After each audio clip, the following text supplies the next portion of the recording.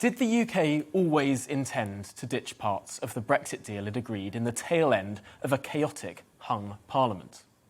That was the contention of the Prime Minister's former chief advisor, Dominic Cummings, writing last night on Twitter.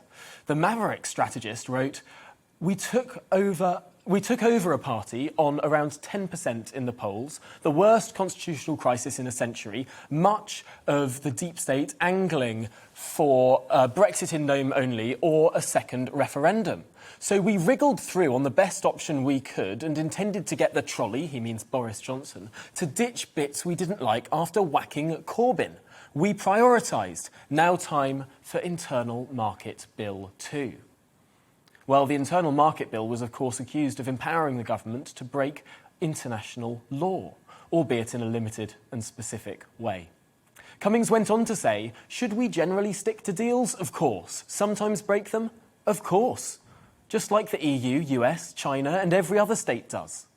Very strong words. And the funny thing is, they do ring slightly true. I'm reminded of the story of the Irish Free State. When it gained independence from the United Kingdom in 1922, it became not a republic, but a British dominion. Members of its parliament even had to declare fidelity to the king.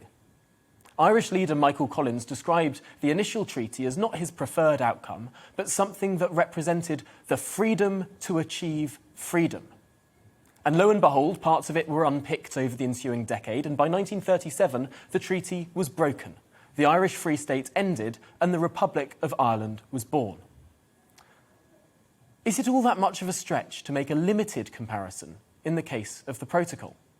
A provision agreed in haste under great political duress, something that itself includes exit clauses and represented in many ways the freedom to achieve freedom. And it's not as if this wasn't foreseen. Article 13.8 of the protocol says that it can be superseded by new agreements. The protocol itself was there ostensibly to protect the Belfast Agreement. And the Belfast Agreement was about supporting both communities in Northern Ireland.